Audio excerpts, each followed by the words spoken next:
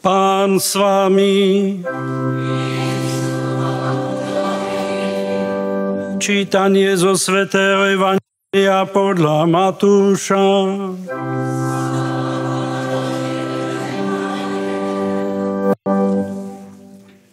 Ježiš začal svojim učeníkom vyjavovať, že musí ísť do Jeruzalema a mnoho trpieť od starších, veľkňazov a zákonníkov, že ho zabijú, ale tretieho dňa vstane z mŕtvych.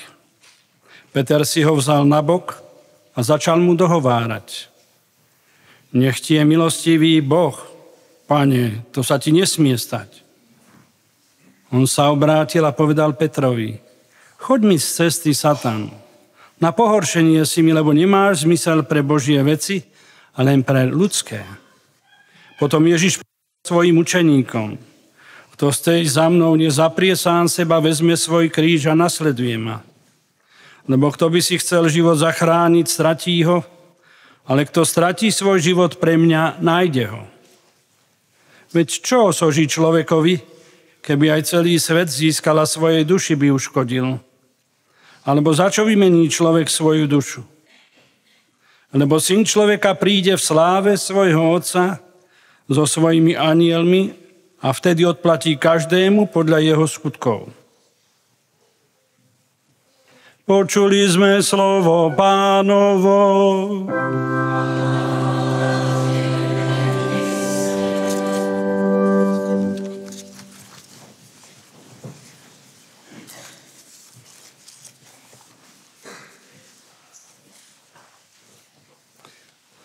Drahí bratia a sestry,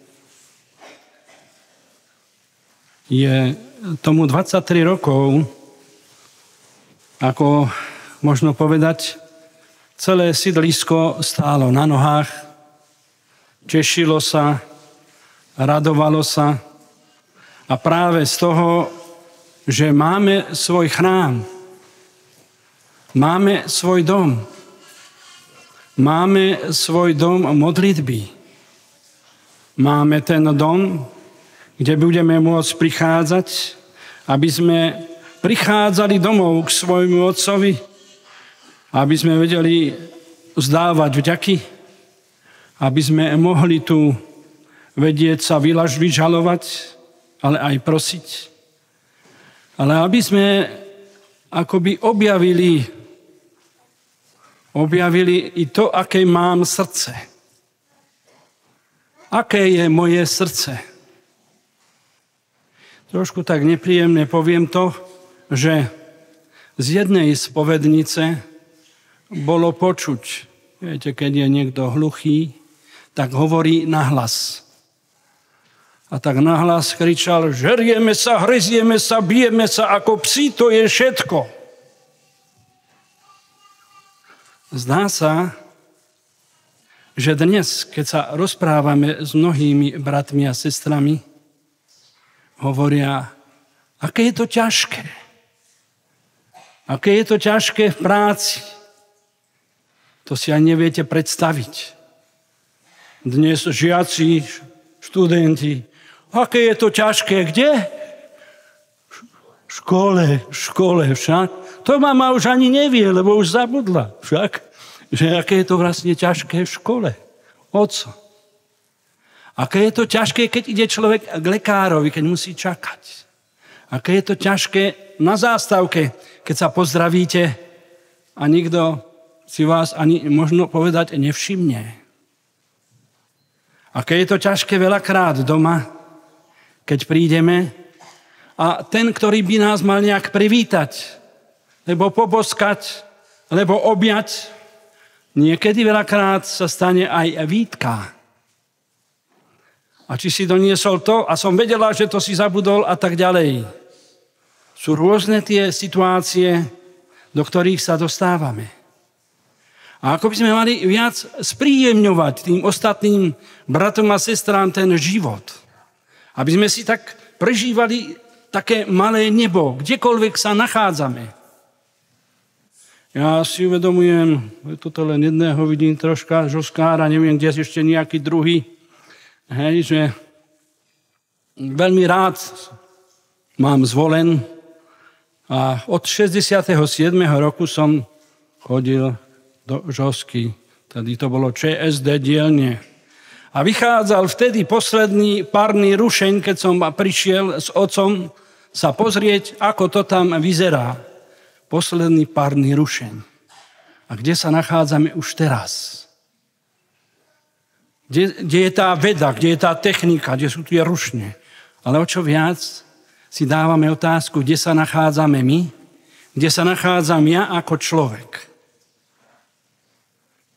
A preto máme tu chrám, aby sme tu chodili čerpať. Čerpať s radosťou. Pána Ježiša priniesli do chrámu. Bol začlenený do Božieho ľudu. Možno povedať, že vtedy očakával ten príchod toho Mesiáša, bol tam starec Simeon a žena, ktorá tiež očakávala, že príde. A starec Simeon vidí tam Mária, Jozef, dieťa v náručí a on vtedy ozaj preniknutý Duchom Svätým prichádza im v ústrety a berie dieťa do náručia a hovorí: teraz, Pane, prepustíš svojho služobníka v pokoji, lebo moje oči videli tvoju slávu, ktorú si pripravil pred tvárou národov a tak ďalej. Teraz už môžem zomrieť. Teraz, lebo už som ho videl. Teraz, lebo už som sa ho dotkol.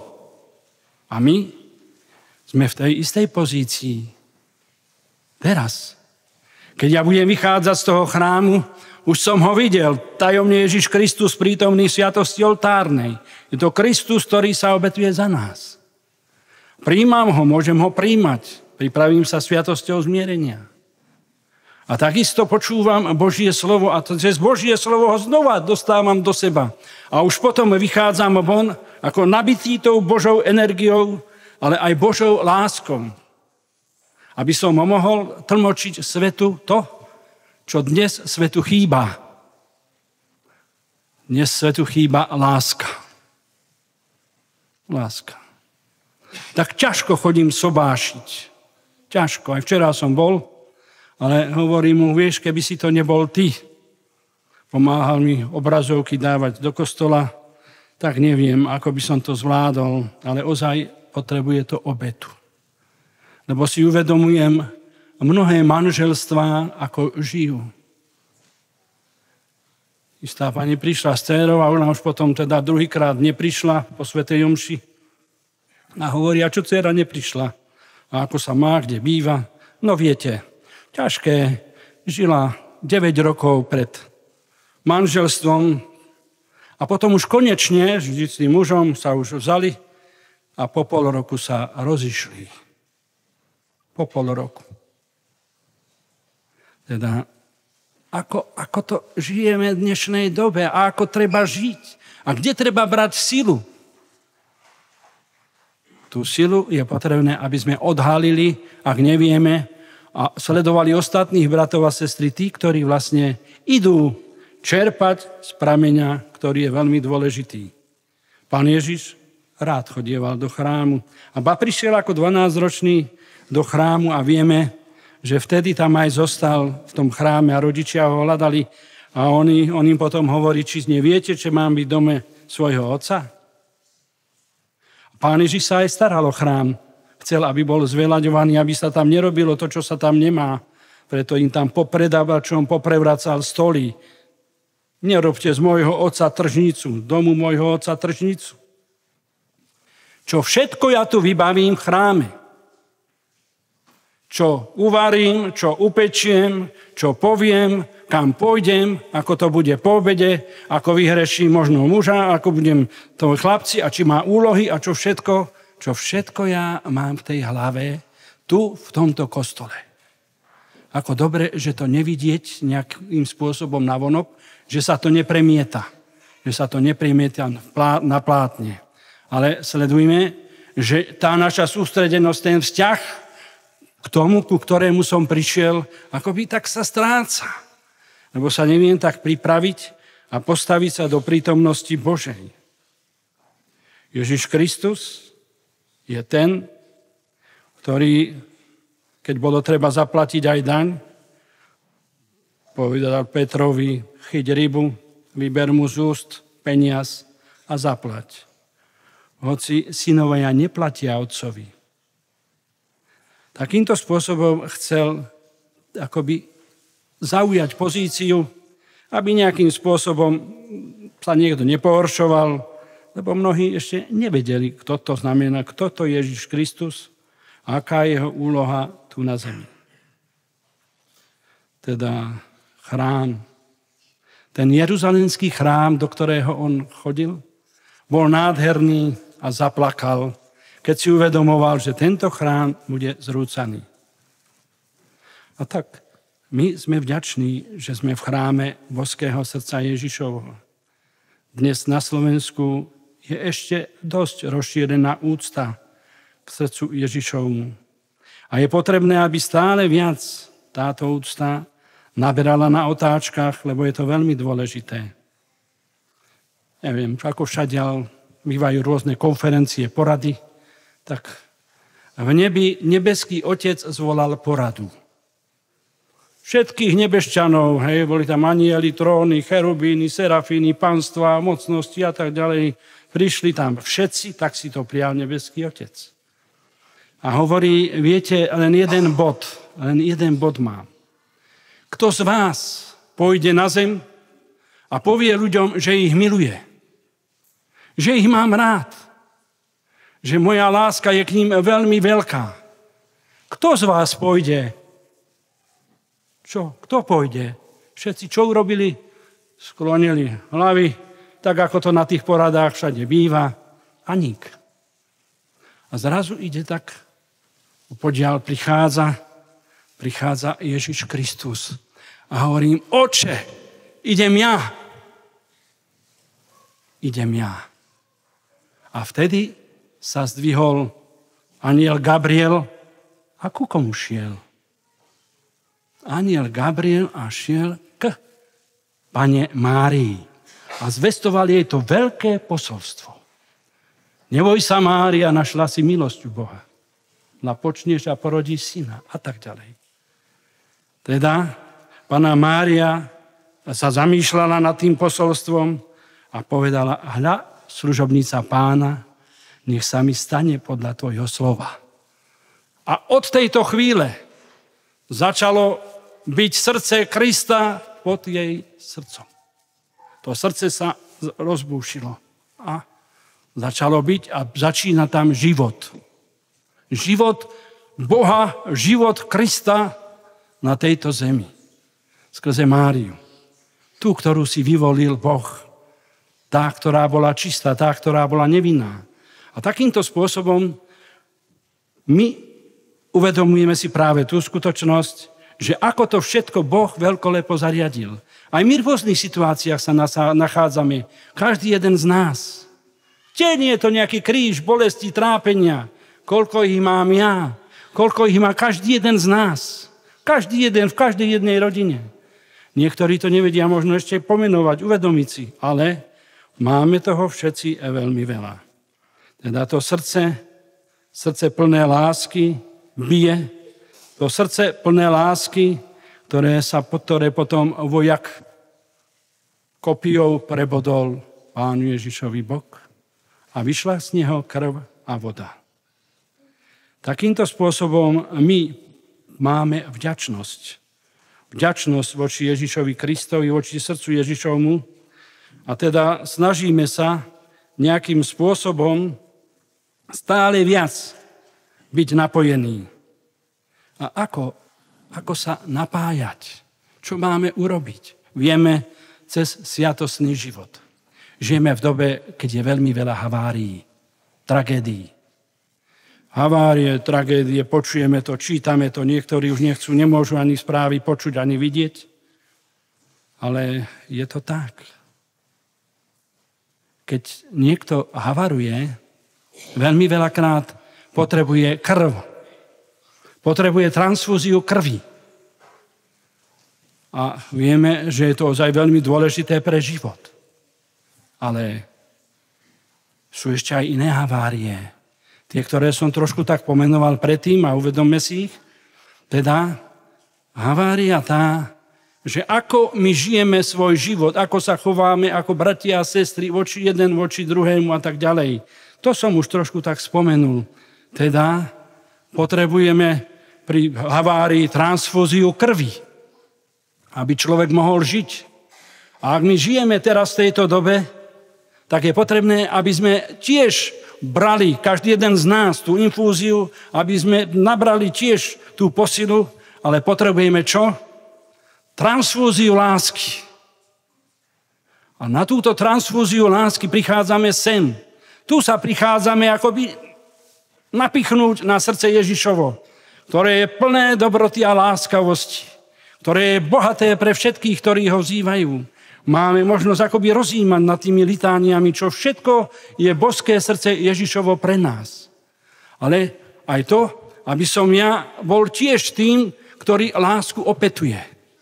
A tá láska, keď som ja napichnutý na to srdce Ježišovo, tá láska prúdi do môjho srdca, prúdi a až ide to srdce rozdrapiť. Tá láska začína sa potom vylievať a vylieva sa medzi bratov a sestry a oni, bratia a sestry, majú možnosť cítiť, majú možnosť vnímať, uvedomovať si, že teda ten človek je úžasný. Ako ťažko sa nám s niekým lúči. Škoda, že už ideš preč. Škoda. Tak sme si mohli ešte tak podebatiť. Ale stačilo nám len ten človek, že bol v našej prítomnosti. Keď sú dvaja zamilovaní, tak ako? Aj len sedia a nič nehovoria. Sú šťastní. Don Cimati mal 98 rokov. Vidia, že už asi končí svoj život Salesián v Japonsku a hovoria mu, no, už si šťastný, už pôjdeš domov k otcovi. Žil to ozaj človek, ktorý vydával svedectvo ako kresťan, ako kňaz, ako Salesián. A on hovorí, viete, ja som šťastný aj tu na zemi. Je jedno, kde som. Či som ešte tu, alebo už som doma u otca. Nechýba nám toto také šťastie, šťastíčko, radosť práve z toho, že som tu, že si tu vytvárame my také malé nebo, že sme tu bratia a sestry, že sa tešíme, že konečne sa môžeme stretnúť. Zdá sa, že je potrebné akoby sa opraviť veľakrát. Je treba, aby sme sa opravili. Dnes po celom Slovensku už sa tu čítal pastierský list o Titusovi Zemanovi. Ako on sa dokázal obetovať, ako on vedel príjmať tie utrpenia a ťažkosti. Počuli sme a postupne to bude ako aj dávané aj do novín katolíckych.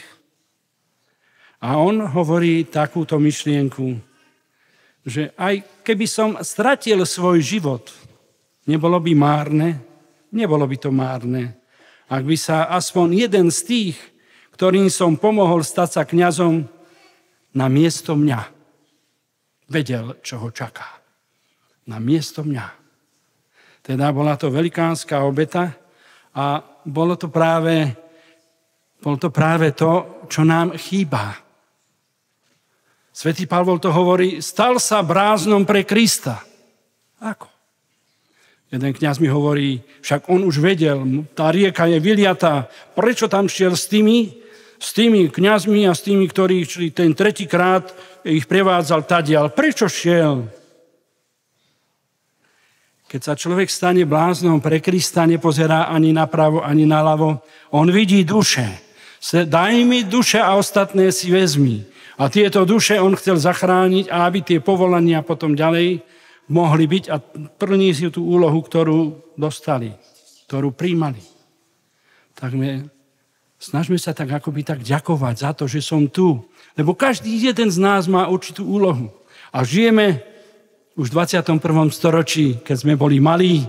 Kto z nás dožije rok 2000? A dneska, koľko rokov sme už prežili? Len je dôležité, aby sme to niečo, čo treba trošku opravovali, radosne prežívali, aby mnohí sa vedeli rozhodnúť, a ja chcem takto žiť, a ja chcem byť katolík, a ja chcem patriť do katolíckej cirkvi. Amen.